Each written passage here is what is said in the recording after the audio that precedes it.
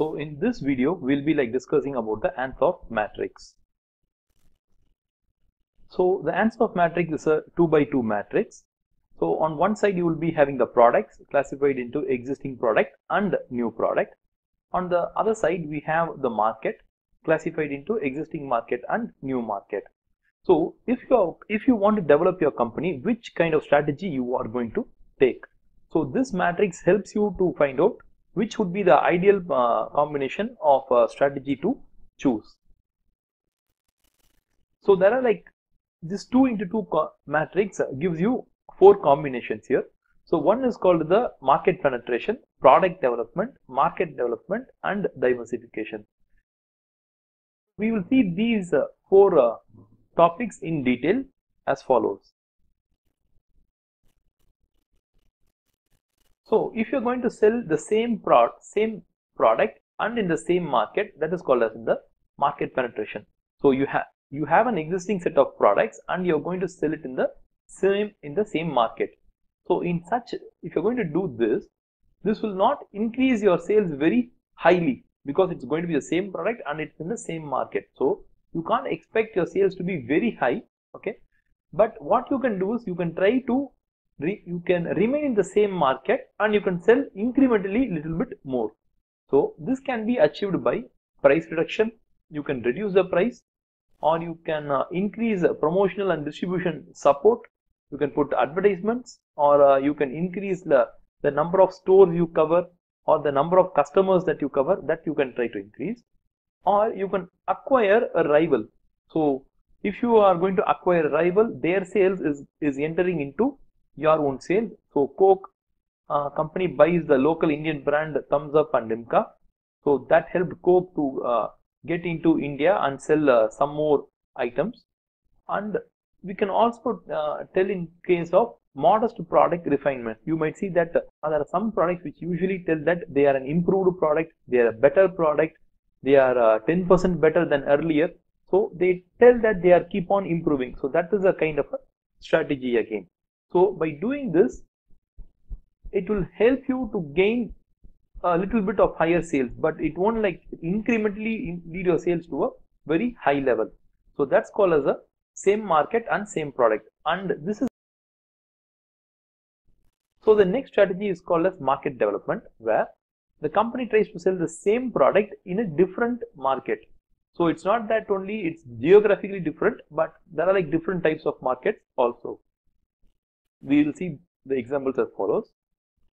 For example, the company can target a new customer segment itself. So that is also a different market.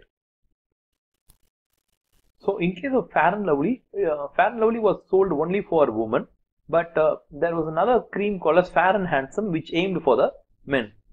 So by this way, it's going to be the Fair and Lovely and the Fair and Handsome are very similar products. They are only beauty cream, but still the company has entered effectively into the men's cream also. So that can be said as entering into a new customer segment, or target a new class of customers. The entire class of customers are going to be different. If you take Fevicol, the adhesive, it was created for carpenters. So Fevicol is predominantly used to fix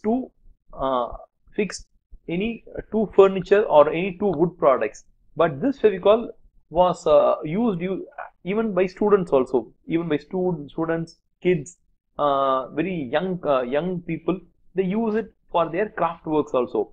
So Fevicol thought, why can't we sell this Fevicol not only in 1 liter bottles? Why can't we sell it 50 ml sachets? So that's why they have effectively entered even into the school segments. So from the carpentry industry segment, they've even moved to the school segment. Or the next one is enter new areas or regions of the country. So they can geographically expand their company, or enter foreign countries, something like what ACCA is doing, or selling the same product in other states or countries. So ACCA and SEMA entering India is one of the examples of expanding geographically. So the next strategy is product development.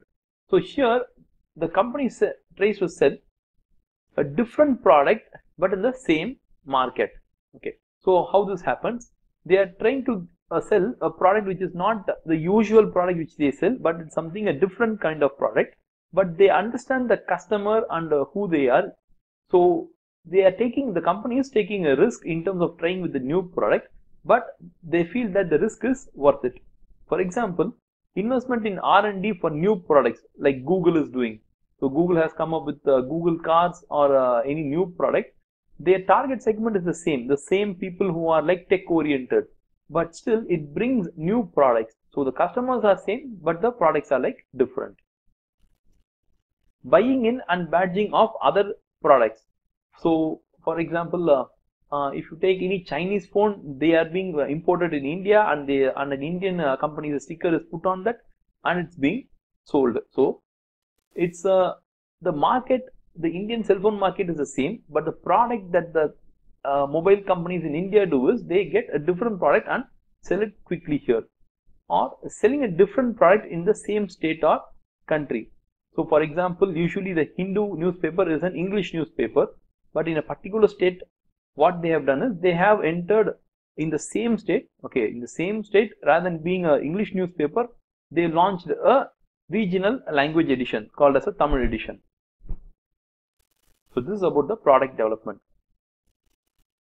And the last one is, and the most riskiest of all strategy, is diversification. Here the company tries to enter into a different market which it doesn't know, and it also enters with a different product. So it's a highest riskiest strategy.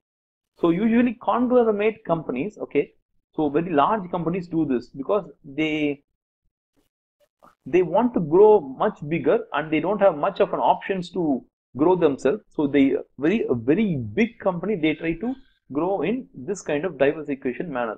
For example, if you take Tata is into 100 companies, and these are the listed companies which are available. So you can see that there's no relationship between two companies. See, Tata Consultancy is an IT company, Tata Motors is a car company, Titan is a watch company, Tata Chemicals, it's a chemicals company, they have a hotels company, they have a air conditioning company.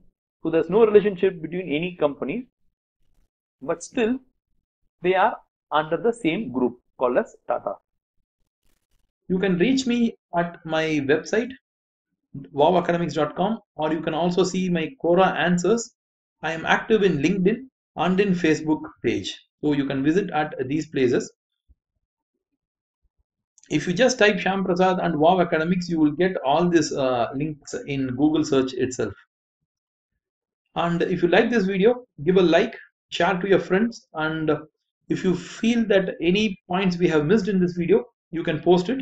We will try to give an answer to you in the comment section itself, or we'll also create another video for you. So thank you for watching our video.